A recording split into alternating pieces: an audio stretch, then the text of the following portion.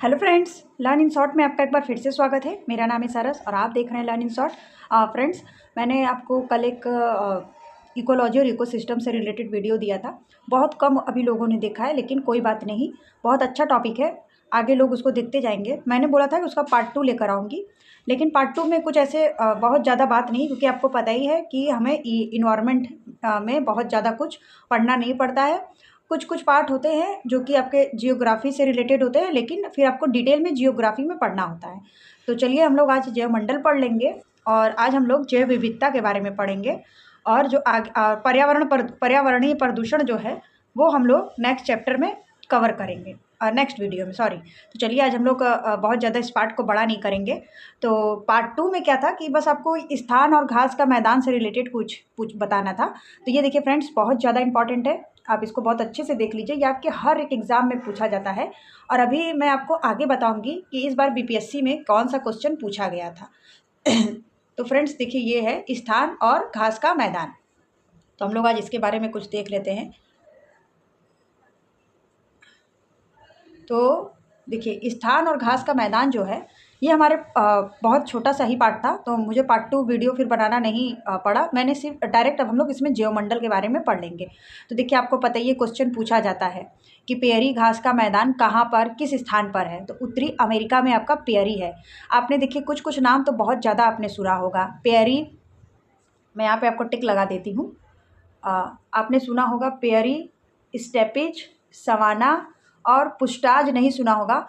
आपने कैम्पोज ज़रूर सुना होगा और पंपास सुना होगा। ये ज़्यादा इंपॉर्टेंट होता है। ये जिसमें जिसमें मैंने टिक लगा दिया है ये बहुत ज़्यादा इंपॉर्टेंट है। तो आप बाकी चीज़ों को भी पढ़ लीजिएगा, लेकिन ओवरऑल आपका इतना क्या होता है, ये सारे बहुत जगह ये आपसे क्वेश्चन पूछा जाता है, ठीक है। या फिर आपसे ऐसे पूछ लिया जाता है कि मिलान करिए। आपसे 4-5 दे देगा कि ब्राज़ील, ऑस्ट्रेलिया, न्यूजीलैंड, दक्षिणी अफ्रीका, ये ऐसा दे देगा और आपसे पूछ लेगा कि कौन से स्थान में कौन से घास के मैदान पाए जाते हैं, ठीक है। तो चलिए हम लोग देख लेते हैं। जिसमें मैंने टिक लगाया है वो इम्पॉर्टेंट होता है। तो देखिए, उत्तरी अमेरिका में क्या है, प्रेयरी पाया जाता है। ये बहुत बार यूपी टेट में पूछा गया सवाल है। यूपी टेट में ये काफ़ी बार पूछा जा चुका है। तो जो पेयरी है उत्तरी अमेरिका में, उसके बाद स्टेपिश पूछा जाता है, यूरेशिया में है आपका। और सवाना बहुत बार पूछा जाता है, यूपी टेट में भी कई बार पूछा गया है। तो आपका सवाना अफ्रीका में है। पुष्टाज हंगरी में आपका पुष्टाज है घास का मैदान। और कैम्पोज जो है वो आपका ब्राज़ील में है। ड्राउन्स जो है वो ऑस्ट्रेलिया में है।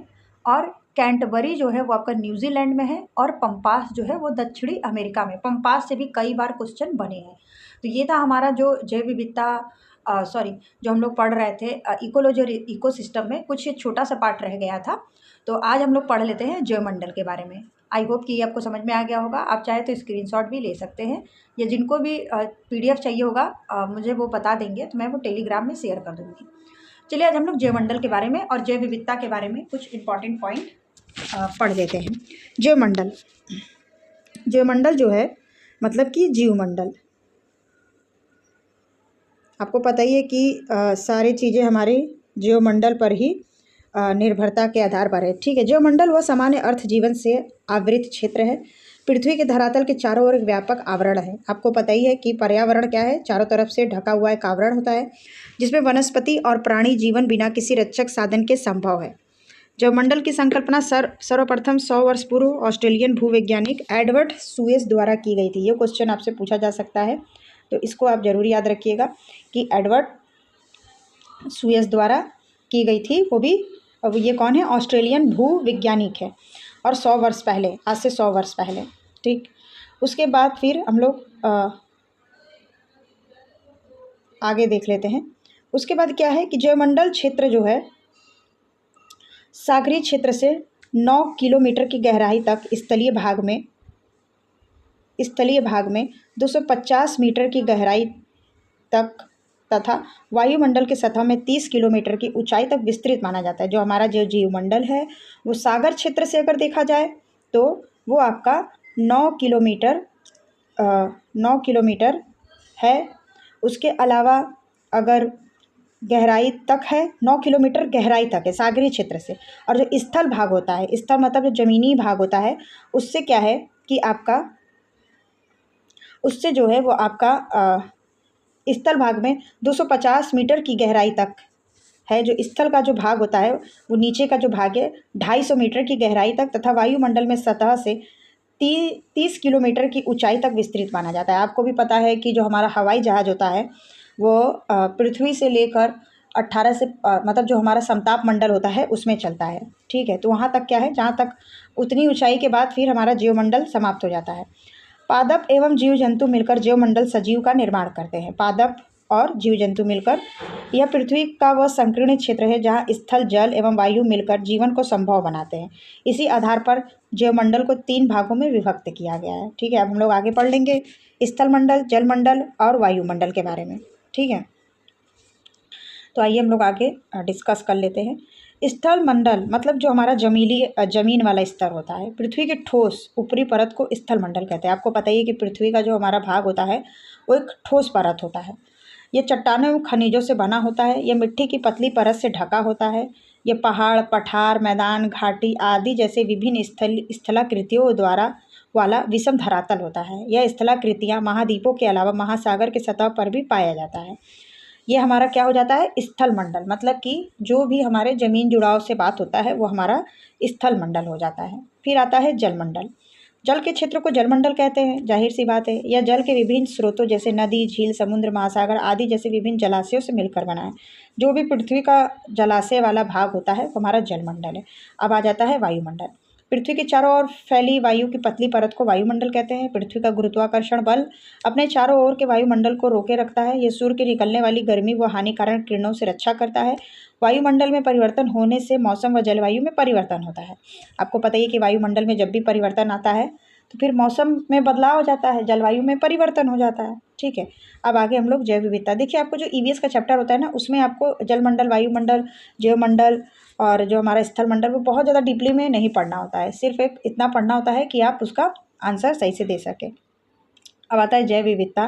जैव विविधता बहुत ही इंपॉर्टेंट है। इसमें मैं आपको एक चीज़ ये बताऊंगी, वो हम लोग कल उस चीज़ को हम लोग कवर करेंगे। मैं छोटा छोटा पॉइंट लेके चल रही हूँ जिससे आपको ज़्यादा मतलब वीडियो लंबा भी ना हो और ज़्यादा चीज़ें हौच पौच ना हो। अब हम लोग जैव विविधता की बात कर लेते हैं, जिसको हम लोग जैव विविधता की हम लोग बात कर लेते हैं। ठीक है, तो जैव विविधता क्या है?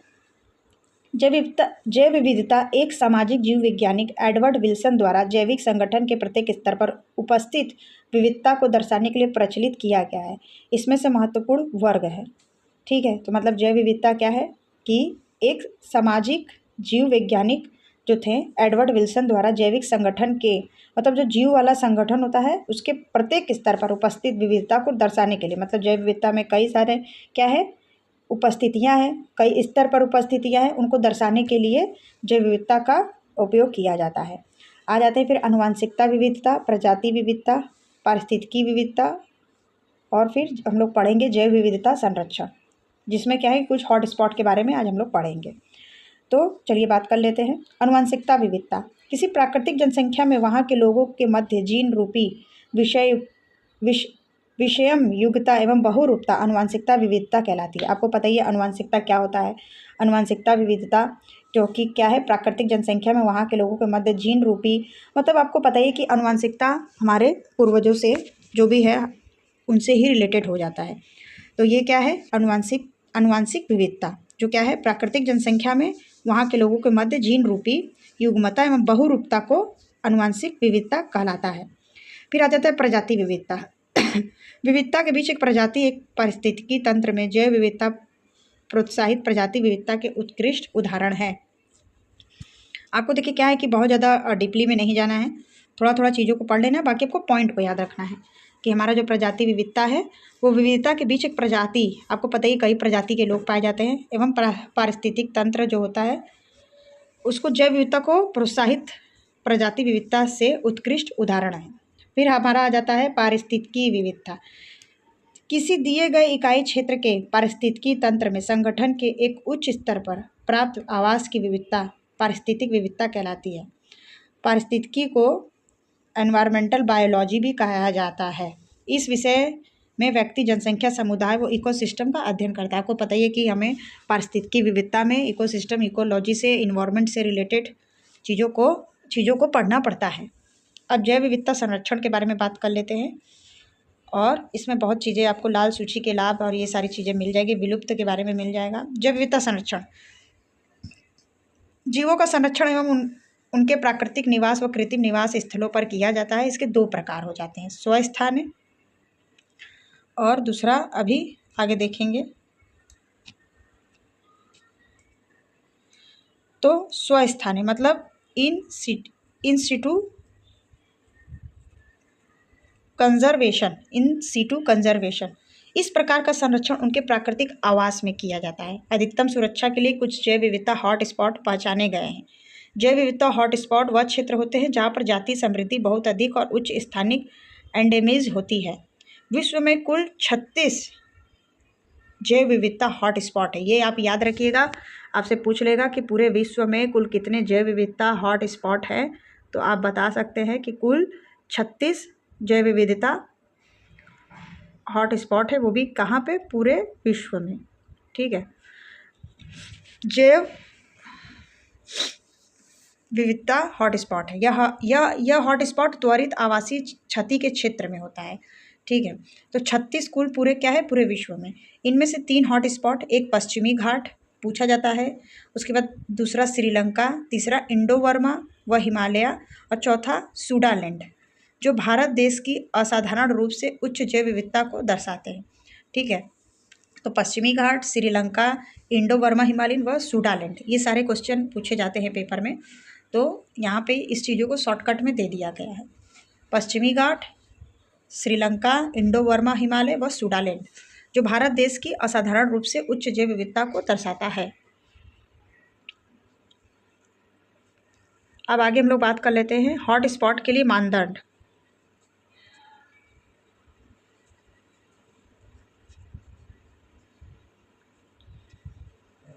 न्यूनतम 1500 प्रजातियां पादप प्लस जीव हो।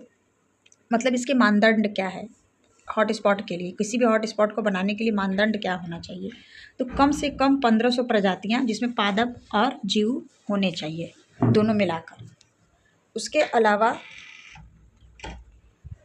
60% प्रजातियां अपना मूल आवास खो चुकी हों। मतलब कि आपको पता ही है कि कई प्रजातियां क्या है कि अपना आवास, मतलब जो स्थान होता है, मूल स्थान, वो खो चुका होता है, तो उन्हें हॉटस्पॉट के लिए वो कर दिया जाता है। तो इसमें क्या होता है, 60% प्रजातियां अपना मूल आवास खो चुकी है। अब हम लोग पढ़ लेते हैं लाल सूची के बारे में। IUCN संकटग्रस्त प्रजातियों की IUCN लाल सूची, जिसे रेड डाटा सूची भी कहते हैं, रेड डेटा लिस्ट भी कहते हैं। रेड डेटा लिस्ट से बहुत बार क्वेश्चन पूछा जाता है। वर्ष 1963 में गठित विश्व के पौधे व पशुओं की जातियों के संरक्षण स्थिति की सबसे व्यापक तालिका है। आपको पता ही है कि कई तरीके के पेड़ पौधे और कई तरीके के पशु क्या हो रहे थे, विलुप्त हो रहे थे। इस वजह से रेड डेटा सूची में उनका पूरा विवरण होता है। तो ये वर्ष 1963 में गठित, ये चीज़ पूछा जा सकता है पेपर में। विश्व पौधे पशुओं की जातियों का संरक्षण स्थिति की व्यापक तालिका है। अंतर्राष्ट्रीय प्रकृति संरक्षण संघ है ICUN। विश्व स्तर पर विभिन्न जातियों के संरक्षण पर निगरानी रखने वाला सर्वोच्च संगठन है ये। लाल सूची के लाभ, संकटग्रस्त जैव विविधता के महत्व के विषय में जागरूकता उत्पन्न करना। मतलब जो भी संकटग्रस्त जो जैव विविधता के महत्व, लाल सूची के लाभ, इसके मतलब कि बेनिफिट क्या है रेड डेटा सूची के। तो संकटग्रस्त जैव विविधता ये हम लोग पढ़ चुके हैं। संकटापन्न प्रजातियों की पहचान करना व उनका अभिलेखन करना। जैव विविधता के ह्रास की लिखित सूची तैयार करना। लाल सूची की श्रेणियाँ, मतलब रेड डेटा बुक की जो श्रेणी क्या है। IUCN की लाल सूची में हर जीव जाति को 9 में से एक श्रेणी में डाला जाता है।